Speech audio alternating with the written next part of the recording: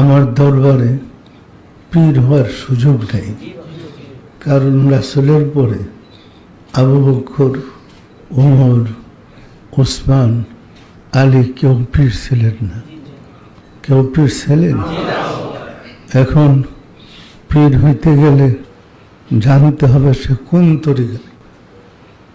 আমি তো তরিকা করি না, আমি তো মোহাম্মদ ইসলাম প্রচার করি। আমি চাই আপনারা বিশ্বাসের সাথে কাজ করেন, আশেকে রাসূল হন। পরিষ্কার? আমার কথাতে কোনো ফেসবুক আছে? বিশ্বাস রাখবেন, যারা ফিতনা করে ওই ফিতনাবাজকে আমি জায়গা দেব না।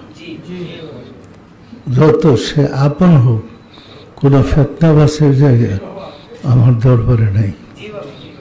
পরিষ্কার? মনোযোগ দেয়া সবাই তরিকার কাজ করবেন, আর ছেলেদের সাথে যোগাযোগ করবেন যখন যার দরকার। আমি তো আছি, আমি তো সকাল বিকাল সে বসে আলোচনা করি। আমি 11টা দরবার শরীফ করছি, আমার কিন্তু 11টার দরবার করার কারণ হয়েছে মোহাম্মদ ইসলামটা বহুল প্রচার করা। 11টা দরবার, প্রত্যেকটা দরবারে জলসা হয়, আর 200-র বেশি খানকা শরীফ আছে। পরিষ্কার? এইগুলা করার আমার একটা কারণ আছে। করার কারণ ছিল যত বেশি খানকা দরবার করব, ওই এলাকার গরিব দুঃখীরা তরিকা নিতে পারবে এবং আশেকে রাসূল হইতে পারবে। রাসূলের ধর্মটা বহুল প্রচার হবে। পরিষ্কার? আমি কিন্তু আমার ধর্মটাকে আমার সংসার মনে করি। সংসারের কেনাকাটা যেমন আপনারা প্রয়োজন মনে করেন, আমি ধর্মটাকে এইরকম প্রয়োজন মনে করি। এই কারণেই কিতাবপত্র যা লিখতেছি আমি দেদারসে টাকা খরচ করতেছি। এর চেয়ে আমার কোনো কৈফিয়ত নেই।